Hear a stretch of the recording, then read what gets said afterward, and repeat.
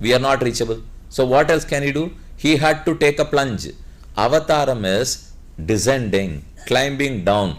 Avatarati, vrikshat avatarati. Vrikshat, from a tree, you descend.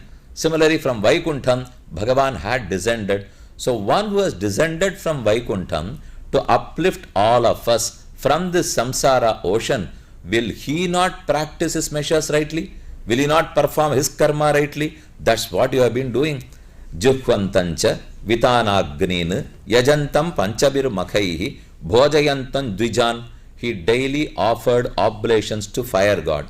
Bhojayantan Dvijan. He offered food to Brahmanas. Kwapi Bunjanam Avisheshitam. Kwapi Sandhyam Upasinam. He performed his Sandhyavandana daily. Japantam Brahmavagyatam. He did his japam, whether it is 108 or 28 or 18. We all have numbers for Gayatri Japam. If it's holiday today, it can be 108. If it is a very busy day today, it can be 8 even. We do not know. It is anywhere between 108 and 8. Or when you get your annual day, which is Gayatri Japa day, the Vadhyar Swami will tell us, Meroho Dakshine Parsve Asmin Vartamane Vyavaharike Prabhavadinam Shatti Samvatsaranam Madhye Samvatsara Prayachittartham Gayatri Mahamantra Japam Ashtottara. Having said so, he would pass. You know the reason for his pass? Ashtottara Shata Sankhya or Sahasra Sankhya. The choice is left to the Karta. The Karta had to be magnanimous enough and reciprocate to the Acharya that, Swami, don't worry, Ashtottara Sahasra Sankhya. Ashtottara Sahasra would mean 1008. 1008 is too difficult, Swami. It is 3.5 hours. How can I do Gayatri 1008 times? Do it daily, then you would see the result. We are now talking about doing it once in a year. If you do 1008 daily, I am sure that everyone can master Vedas here. We can. We are unable to memorize or recall Vedas because we do not conduct Gayatri Japam properly. Unless we invocate a sun god and ask for his blessings, how can we sharpen our mind? So Gayatri Japa, Sandhya Vandana in the right time are all done by Krishna. Leave alone us. He has been doing, and he is the Surya Mandala Madhyavarti Narayana, one who created sun, one who blessed us with Gayatri, whereas he followed them. Ashvair Gajaihi Rathaih Kwapi Vicharantam Gadagrajam Itihasa Puranani Shrinvantam Mangalanicha. It seems he recited Itihasa Puranas religiously every day. He had the practice of reading at least 1 or 2 sargas from Valmiki Ramayanam. It is about him. The story, whole story is about him, but still he reads to set up precedence that we must also recite. So it's a practice in many households, many kudumbams, to read either Sundarakanda or the whole Ramayana, beginning from the first chapter to the last sarga. I request you all, first have a book of Valmiki Ramayana at home. The Moola Pustaka, the original text, that very important. Have that text and read at least 1 sarga or 2 sargas possible. If you are not adept in Sanskrit, suppose you are not able to read, at least read the meaning. Don't go to all the translations that are given today, because today's translation would only have the translator's views. It only have their opinions. It is better you had learned Sanskrit or Hindi to an extent. They will all be chaste. They will all be pure. If you are not able to, at least read in whichever language you have, whether you are a Gujarati or a Rajasthani or a Tamilian or a Kannadiga, whoever you are, in your mother tongue the script would be available. Valmiki Ramayanam script would be in your mother tongue. Just read that. Swami, I may be wrong, I may misspell it, I may be wrong in the swara. Do not worry at all. At least make a point to Bhagavan that you have read. At least make a point that you are focused towards him. You want to follow him. Bhagavan himself recited every day, Itihasa Puranani Shrinvantam Mangalanicha, because it is too difficult to directly get to Bhagavan in his deity form. We have to reach him only through the scriptures. Only the old scriptures will take us to Bhagavan. There is a saying, Manadhina Meya Siddhihi. Meya Siddhi, Prameyam is God. Manadhina, he is under the influence, under the control of Pramana. Pramana is the scripture. But for the scriptures, we cannot realize God. It is only through him we can know him. Can you touch and feel him? Can you smell and feel him? Can you taste him? Not possible. There are only three real sources of knowledge on earth. One, Shabda. Two, Pratyaksha. Three, Anumana, perception. Pratyaksham is one source of knowledge. Brahman cannot be had by Pratyaksha. Anumanam is inference. That's the second source of knowledge. Without Pratyaksham, inference is just not possible. Thirdly, which is the third pramanam? Shabdam. If something is not we are unable to comprehend through Pratyaksha, not able to comprehend through Anumana, then the third source of knowledge is Shabda. Shabda are the ancient scriptures, Vedas, Vedanta, Itihasa, Purana, and all the Smritis. So it's very, very important that we read them every day.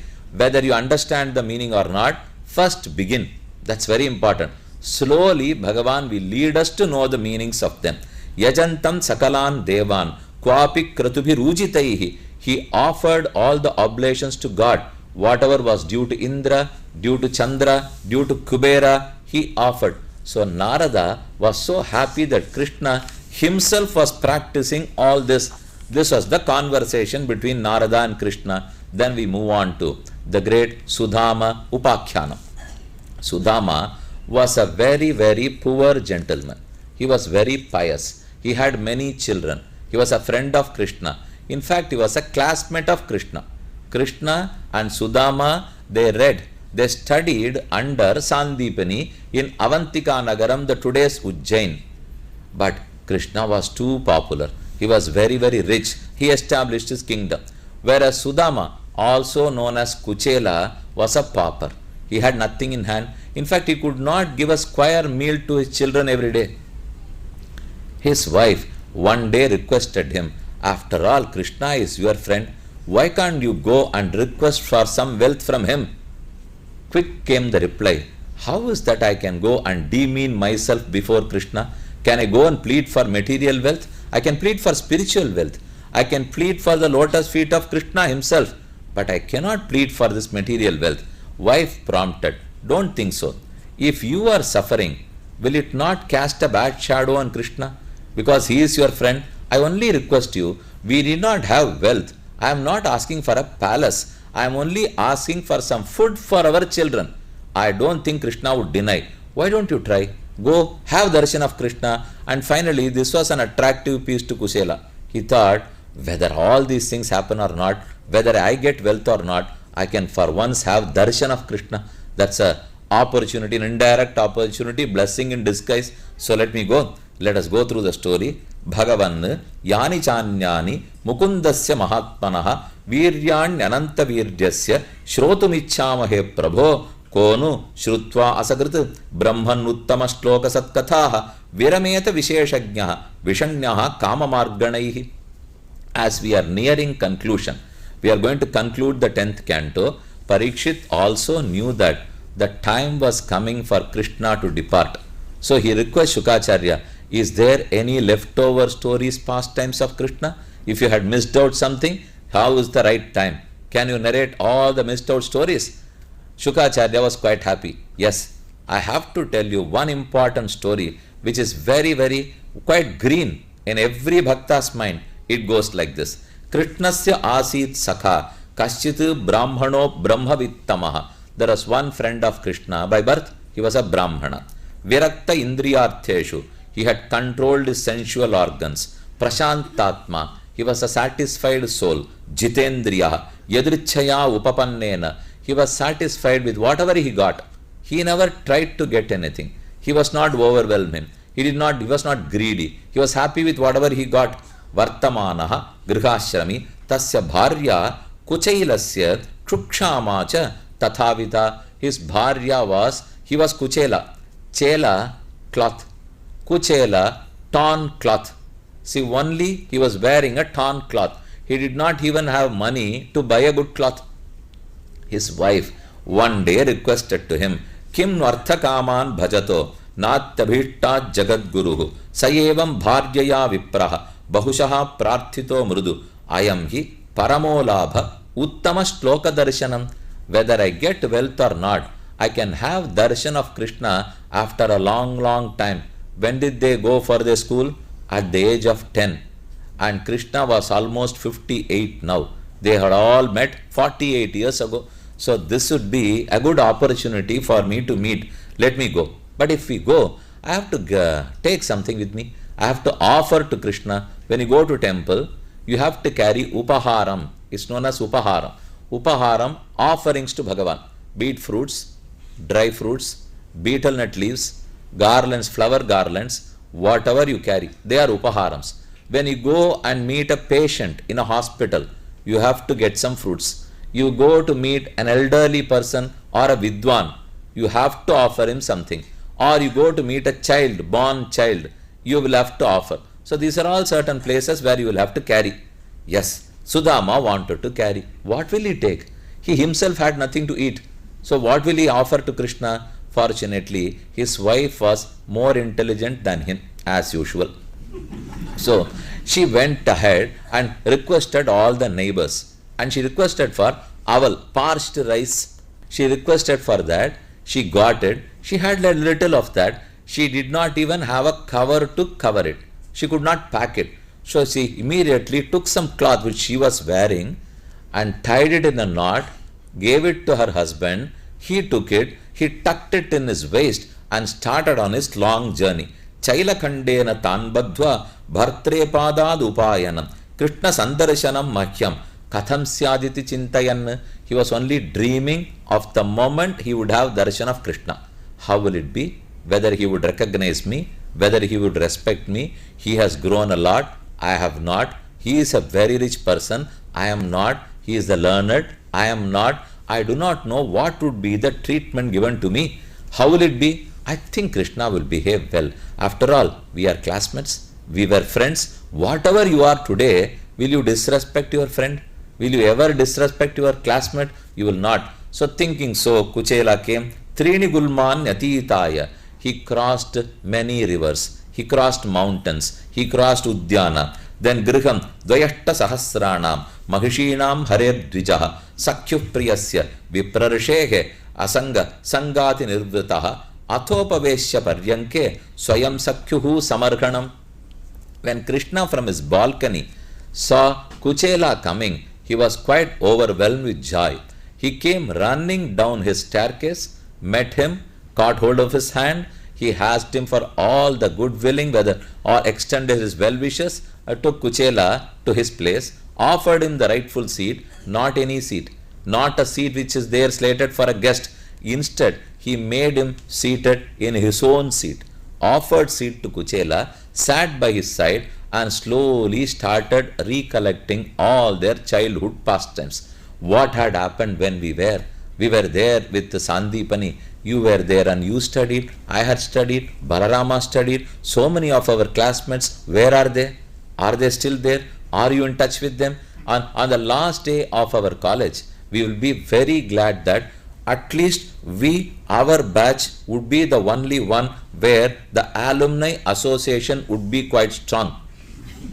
We all take that resolution, but never it is upheld. But here the alumni was quite strong. Kim anena kritam punyam avadhutena bhikshuna yosau triloka guruna srinivasena sambritaha paryankastam shriyam hitva. Krishna was fanning Kuchela. When people cited this, they were quite shocked. We have never seen Krishna serving someone else. All have served Krishna, but this is the first time that Krishna is so polite to someone. Krishna is serving someone. Why is happening? Why is this happening? And who is this gentleman? Apibrahmanu Gurukulat Bhavata Labdha Dakshinat. Then they started their real serious talk. Krishna said, do you recall those days? One day, our Acharya's mother Shraddham was to be conducted. Acharya Sandipani, Sandipani's mother's ceremony. For that, they had to collect twigs. They had to collect vegetables from the forest. Acharya requested his disciples, Krishna, Balarama, Krishna and Sudama, to go to the forest, to the garden and collect this. Krishna and Sudama went. Unfortunately, it started raining heavily. It was in the evening, they could not return home. They were stuck in the forest. They stayed back in the forest. They were shivering in hard cold.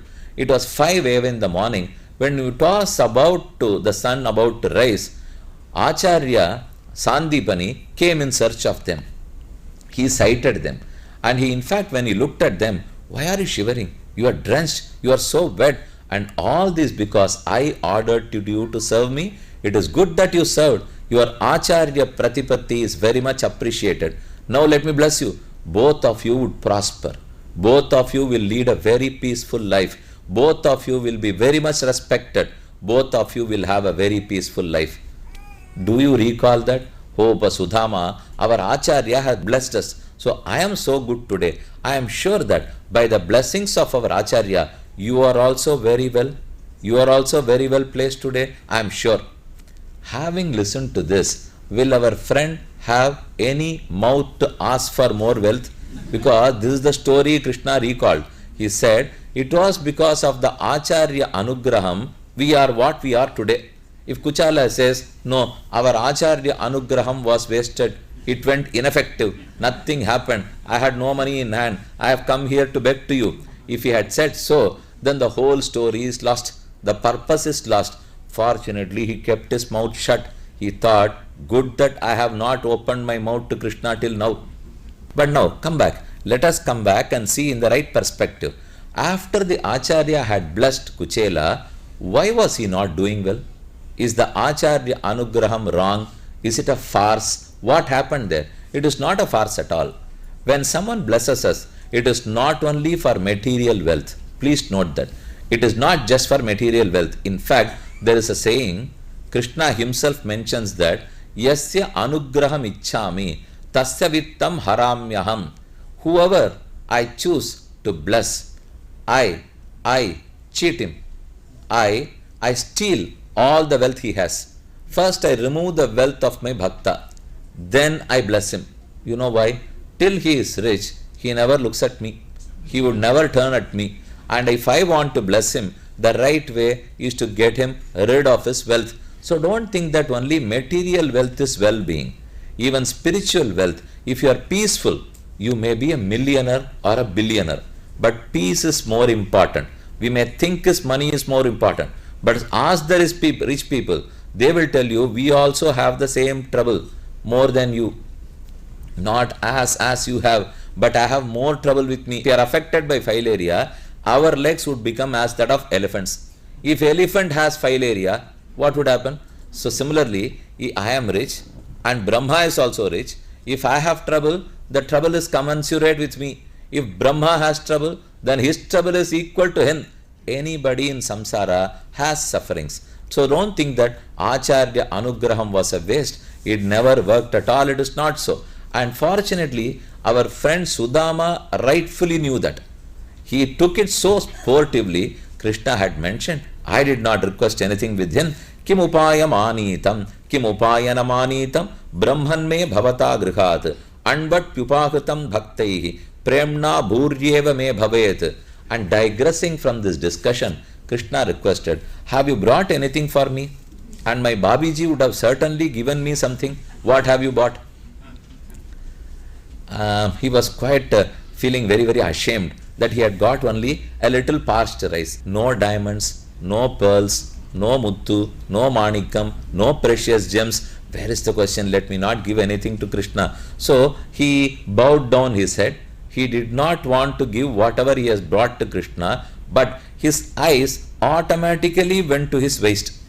This is our practice. If there is a robber at home and he asks us for the bureau key, automatically our eyes would go to the place where the bureau keys are. That's what happened even here. So Krishna and Kuchela looked at his weight. Krishna, he stood up from his chair, went close to Kuchela and just snatched the parched rice, had one handful of aval. He had it was swadu, swasti, swasti. It is too good. It is very tasty. Now let me have the second handful of rice. When he wanted to, Rukmini Devi stopped him. When you had the first hand, you became a slave of Kuchela. If you have the second too, I have to also become a slave of Kuchela.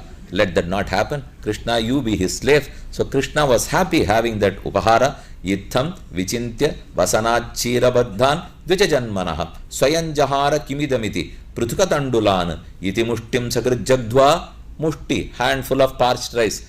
iti mushtim sagrit jagdva dvitiyam jagdhu madate. He was about to have the second handful.